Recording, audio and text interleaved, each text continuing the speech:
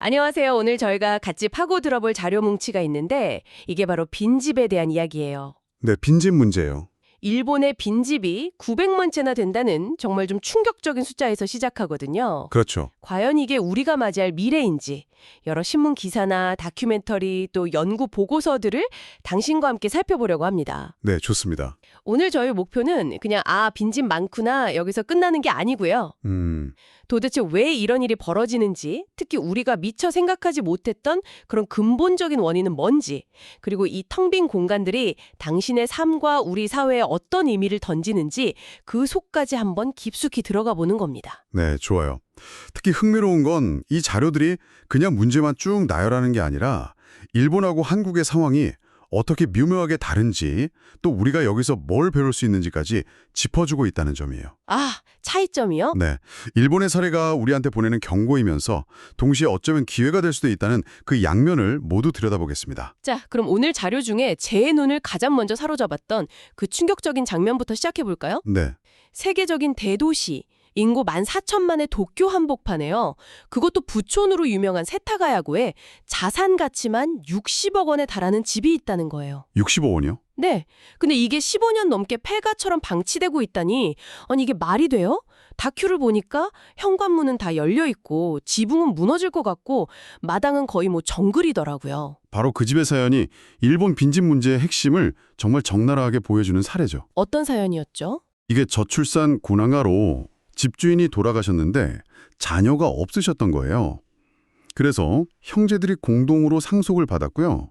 공동상속. 네. 그런데 그 형제들 사이에서 상속 분쟁이 일어난 겁니다. 명의 이전이 안 된 거죠. 그러니까 법적으로 소유권이 완전히 묶여버린 거군요. 맞습니다. 그러니 팔 수도 수리할 수도 심지어는 철거할 수도 없이 그냥 그렇게 방치되는 겁니다. 그 자료 영상에서 이웃 주민 인터뷰가 나오던데 그 말이 정말 와닿았어요. 저 집 하나 때문에 동네 전체가 음침해 보인다고요. 그렇죠. 단순한 재산 문제가 아니라 주변 사람들 삶의 질까지 갉아먹는 문제가 되는 거네요. 맞아요. 그건 정말 좀 상징적인 경우고 더 흔한 사례들도 많아요. 예를 들어서 평생 세탁소를 운영하던 노인이 요양시설에 들어가면서 집을 돌볼 자녀가 없어서 그대로 방치되는 경우처럼요. 이런 집들이 하나둘 늘어나면서 단순히 보기 흉한 걸 넘어서 사회적인 재난이 되기도 합니다. 재난이요? 네. 태풍이나 지진이 잦은 일본 특성상 낡은 빈집이 붕괴해서 주변에 피해를 주기도 하고 심지어는 빈집이 강력 범죄의 무대가 되는 끔찍한 일도 발생하고요. 세상에. 도쿄에만 이런 빈집이 90만 채에 가깝다고 하니까요. 90만 채요? 도쿄에만요? 와, 정말 상상 이상의 규모네요. 그리고 여기서 더 암울한 미래를 예측하는 지표가 있어요. 뭔가요? 2040년이 되면요. 일본 전체 가구의 3분의 1이 고령자 단독 가구가 되고 그중에서 무려 32.6%, 그러니까 세 집 중 한 집은 자녀가 없을 것으로 예측이 돼요. 세 집 중 한 집이요? 네. 이건 지금처럼 상속 문제가 생겼을 때 이걸 해결해 줄 다음 세대가 아예 없다는 뜻이거든요. 대책 없이 이대로 간다면 빈집은 정말 기하급수적으로 늘어날 수밖에 없는 그런 규조인 거죠? 와, 이런 암울한 통계만 보면 일본 사회 전체가 굉장히 활력을 잃었을 것 같은데. 네, 그럴 것 같죠. 막상 다큐멘터리에서 보여준 일본 청년들의 모습은 완전히 딴판이라서 제가 좀 놀랐습니다. 오히려 한국 청년들보다 훨씬 여유로워 보였어요. 그렇죠. 그 부분이 정말 흥미로운 지점이에요. 한 일본 청년이 인터뷰에서 그러잖아요. 네. 대학 3학년 때부터 한 1년 정도 취업 준비를 하고 4학년 초에는 직장이 거의 정해져요. 와. 결혼할 때 꼭 집을 사야 한다는 그런 압박감도 거의 없다고 하고요. 대부분 월세나 동거로 시작하기 때문에 집에 대한 부담 자체가 우리랑은 비교할 수 없을 정도로 적다고 말하죠. 어떻게 이런 차이가 가능한 걸까요? 저희는 취업도 내 집 마련도 인생의 가장 큰 허들인데 말이죠. 한 교수의 분석이 그 답을 제시하는데 이게 아주 인상적이에요. 어떤 분석이죠? 일본이 1991년에 버블 경제가 붕괴한 뒤에 잃어버린 20년이라는 아주 혹독한 불안의 시대를 겪었잖아요. 네, 그렇죠. 그러면서 역설적으로 하나의 사회적 합의를 이뤘다는 거예요. 사회적 합의요? 청년의 일자리가 불안하면 결혼도 출산도 사회의 미래도 없다. 이런 공감대 말이죠. 그래서 기업들이 허리띠를 졸라매면서도 청년들에게는 우선적으로 정규직 일자리를 주는 그런 사회적 분위기가 형성됐다는 분석입니다. 아, 그러니까 일본의 빈집 문제는 고령화라는 거대한 흐름의 산물이지만 역설적으로 그 문제를 낳은 장기 불황이 청년들의 주거 불안은 어느 정도 해소해준 셈이네요. 네, 바로 그겁니다. 집을 못 사는 게 아니라 굳이 무리해서 살 필요가 없는 사회로 바뀌어갔다는 게 핵심이군요. 집값이 막 폭등하지도 않으니까 상대적 박탈감도 덜하고요. 정확합니다. 집이 자산 증식의 수단이라는 개념 자체가 희박해지면서 나타난 현상이죠. 이게 바로 우리가 한국의 상황을 살펴볼 때 가장 먼저 염두에 둬야 할 차이점이기도 하고요. 그럼 이제 시선을 한국으로 한번 돌려보죠. 솔직히 빈집 문제라고 하면 그냥 농어촌에 있는 낡은 집 이야기겠지 이렇게 생각하기 쉬운데 자료를 보고 생각이 완전히 바뀌었어요. 네, 저도 그랬습니다. 2024년 기준으로 전국 빈집이 약 13만 채인데 놀랍게도 부산에만 1만 1,000채, 서울에도 6,700채가 넘어요. 와. 이제 빈집은 명백히 대도시의 문제가 된 거예요. 그리고 이게 시작에 불과하다는 게 더 심각한 문제예요. 시작이라고요? 네. 한반도 미래인구연구원에서는 2050년이 되면 한국 전체 주택의 7.8%가 빈집이 될 거라고 전망했고요.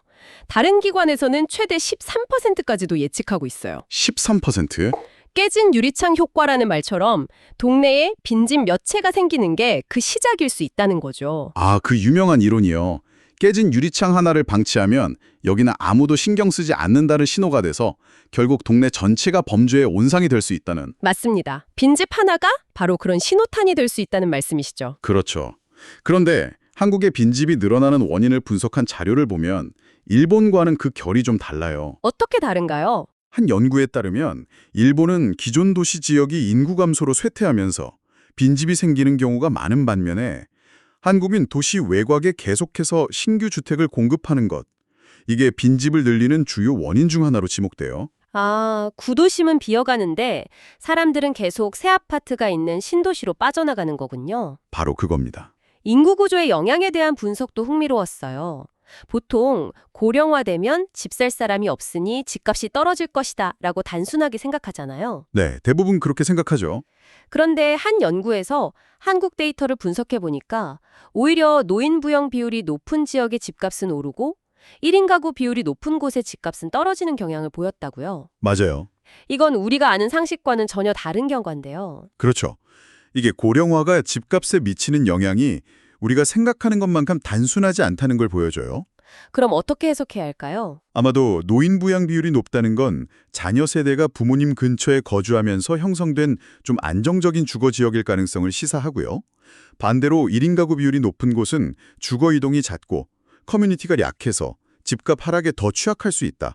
뭐 이런 해석이 가능하죠. 정말 복잡한 문제네요. 그런데 이것보다 더 오싹한 경고가 있었어요. 바로 한국 부동산 시장의 상징과도 같은 초고층 아파트의 미래에 대한 이야기였어요. 네, 한 전문가가 지적한 문제인데 한국 부동산 시장의 특징 중 하나가 갈아타기 문화잖아요. 아, 그렇죠. 더 작은 평수에서 큰 평수로, 구축에서 신축으로, 외곽에서 중심으로 계속해서 이동하려는 이 대체 수요가 시장을 떠받쳐왔죠. 네. 특히 문제가 되는 게 초고층 주상복합 아파트들이라는 거죠. 맞습니다. 예를 들어서 타워팰리스 같은 60층짜리 아파트는 이미 용적률이 최대치에 가깝게 지어졌어요. 아, 잠시만요. 용적률이라면 주어진 땅 면적에 얼마나 높고 빽빽하게 건물을 지을 수 있느냐를 나타내는 수치잖아요. 네, 맞습니다. 이미 법이 허용하는 만큼 꽉 채워서 지었으니까 이걸 허물고 다시 지을 땐 더 높게 올릴 공간이 없다는 뜻이군요. 바로 그겁니다.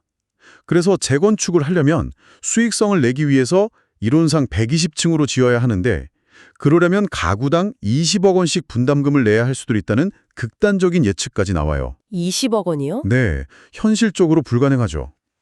결국 시간이 지나면 이런 초고층 아파트들이 수리도, 재건축도 못한 채 도심 속 거대한 슬럼이 될 수 있다는 무서운 경고인 겁니다. 듣기만 해도 아찔하네요. 그렇다면 우리는 이 문제를 어떻게 풀어가야 할까요? 먼저 겪은 일본의 사례에서 뭔가 힌트를 얻을 수 있을 것 같아요. 네, 일본 정부도 손 놓고 있었던 건 아니에요.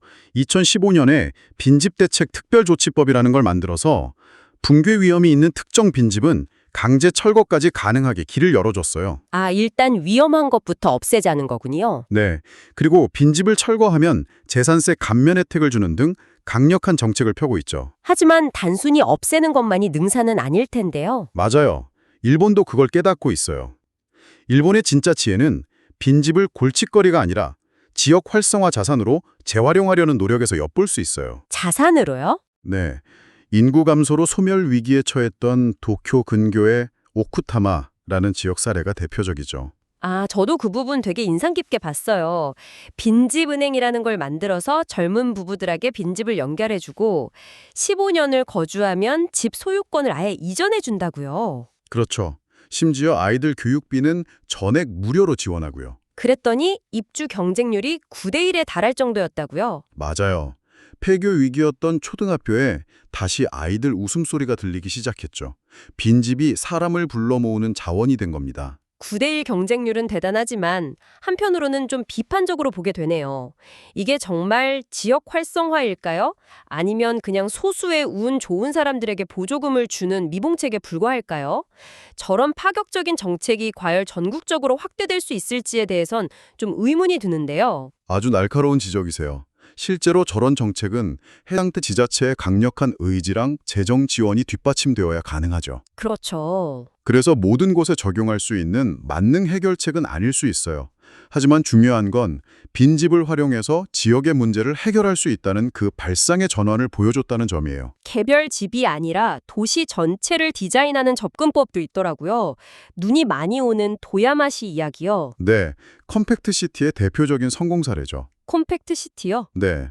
도야마시가 과거에 도시가 무분별하게 외곽으로 확장되면서 겨울철 제설 비용 같은 행정 비용이 감당이 안 될 지경에 이르렀어요. 아, 그래서 도시의 성장을 멈추고 오히려 규모를 의도적으로 축소하는 이른바 도시 다이어트를 시작한 겁니다. 도시 다이어트라 재미있는 표현이네요. 네. 도심과 주요 거점 지역에 주거, 상업, 복지시설을 집중시키고 그곳들을 경전철로 촘촘하게 연결한 거죠. 외곽에 흩어져 살던 주민들이 도심으로 들어와 살도록 유도해서 행정 효율을 높이고 도시의 활력도 되찾은 그런 사례입니다. 자, 그럼 다시 한국으로 돌아와서요. 우리의 대응은 지금 어느 수준인가요? 자료에 따르면 솔직히 아직 걸음마 단계라고 봐야 해요. 전국 단위의 공식적인 빈집 통계가 나온 것도 최근의 일이고요. 아, 정말요? 네. 그나마 이루어지는 빈집 정비 사업의 87%가 단순히 철거하는 수준에 머물러 있어요. 일본이 고민했던 그 활용의 단계까지는 가지 못하고 있는 거죠. 잠시만요. 좀 이상하네요. 일본이 겪은 일을 우리가 20년 넘게 옆에서 봐왔을 텐데 왜 우리는 아직도 걸음마 단계에 머물러 있는 걸까요? 이렇게 명백하게 다가올 미래인데도 준비가 안 된 특별한 이유라도 있나요? 여러 가지 복합적인 이유가 있겠죠. 우선 아직까지는 부동산 불패 신호가 강하게 남아 있어서 빈집 문제가 당장 발등에 떨어진 불이라고 체감하지 못하는 정책 우선순위의 문제일 수 있고요. 아, 아직은 집값이 오를 거라는 기대가 더 크다는 거군요. 그렇죠. 또 사유재산권이 워낙 강한 사회이다 보니까 정부가 개인 소유의 빈집에 개입하는 것에 대한 법적, 사회적 저항이 크다는 점도 무시할 수 없어요. 하긴 철거 외에 다른 활용 방안을 찾으려면 훨씬 더 복잡한 이해관계를 조율해야 하겠네요. 맞습니다. 게다가 통계 자체에도 허점이 많다고 하더군요. 통계예요? 네, 그게 가장 큰 문제 중 하나예요. 지금은 주로 전기나 수도 사용량을 보고 빈집을 추정하는데 이러다 보니까 장기 해외 출장으로 비오던 집이 빈집으로 잡히거나 아, 반대로 최소한의 전기만 쓰는 실집 빈집은 통계에서 누락되는 경우가 많아요. 심지어 재개발 지역의 이주 완료 주택들이 빈집으로 잘못 포함돼서 통계를 왜곡하기도 하고요. 그렇다면 결국 정확한 실태 파악부터가 시작이겠네요. 뭐가 문제인지 제대로 알아야 해결책도 나올 테니까요. 정확합니다. 그래서 국토연구원 같은 기관에서는 몇 가지 대안을 제시하고 있어요.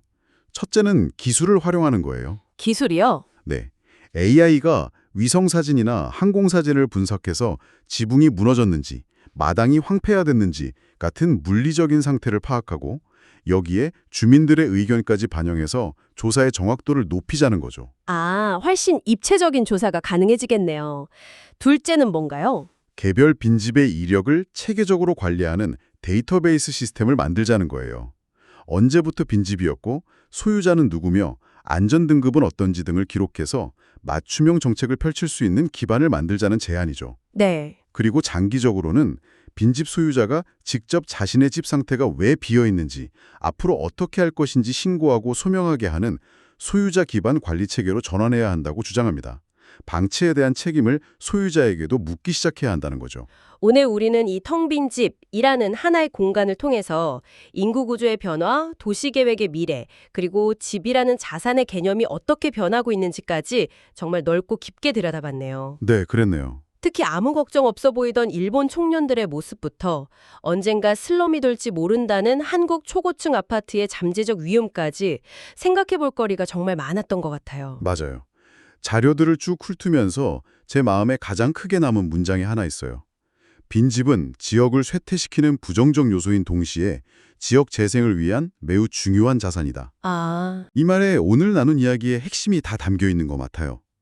문제를 어떻게 바라보느냐에 따라 위기가 기회가 될 수도 있다는 거죠. 오늘 이 이야기를 들으신 당신에게 마지막으로 질문 하나를 남기고 싶어요. 네. 만약 당신이 살고 있는 동네에 빈집이 하나둘 늘어나기 시작한다면 그것은 그저 집값이 떨어질지 모른다는 위험 신호일까요?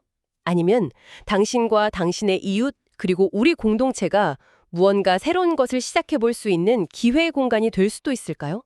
이 질문에 대한 답을 한 번쯤 생각해 보시는 건 어떨까요?